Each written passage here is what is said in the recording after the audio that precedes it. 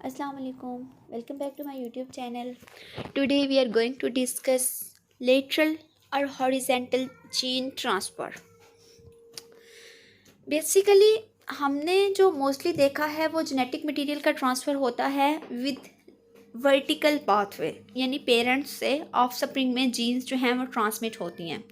लेकिन इसके अलावा और भी बहुत सारे पाथवेज हैं जिनके थ्रू जेनेटिक मटेरियल का ट्रांसफ़र होता है, और उन पाथवेज को हम क्या कहते हैं, हॉरिजेंटल और लेटरल जीन ट्रांसफ़र।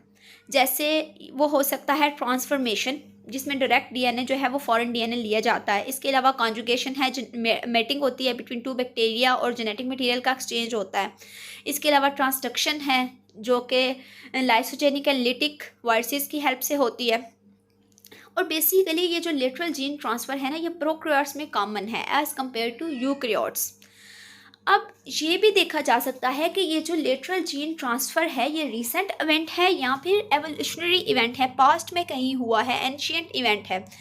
अच्छा, अगर देखें ये हमारे पास फॉर एग्जांपल अगर जीनोम है और यहाँ पे हमें कोई अनयूजुअल प्रॉपर्टीज़ मिल रही हैं जीनोम की जो कि ये सराउंडिंग रीजन से डिफरेंट हैं, तो हम कह सकते हैं कि ये जो अनयूजुअल प्रॉपर्टीज़ हैं ना, ये हॉरिजेंटल जीनोम ट्रांसफ़र की वजह से हैं। इस अप्रोच को हम क्या कहते हैं, विदिन जीनोम अप्रोच। लेकिन फाइलोजेनेटिक एनालिसिस एक ऐसा मेथड है जिसकी हेल्प से हम रीसेंट इवेंट्स और जो पास्ट में इवेंट्स हो चुके हैं लेटरल जीन ट्रांसफ़र के, उन दोनों को ऑब्जर्व कर सकते हैं। ठीक है, और इस अप्रोच को हम कहते हैं अमोंग जीनोम अप्रोच।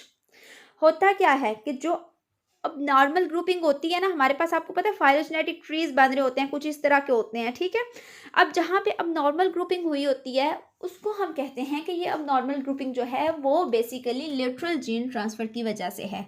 ठीक है, सो लेटरल जीन ट्रांसफ़र क्या होता है कि वो तमाम मेथड्स जिनके थ्रू जेनेटिक मटेरियल जो है ना वो किसी और ऑर्गेनिज्म में जो है वो जा रहा है। ठीक है, तो वो आ जाते हैं इस प्रोसेस के थ्रू, हॉरिजेंटल और लेटरल जीन ट्रांसफ़र।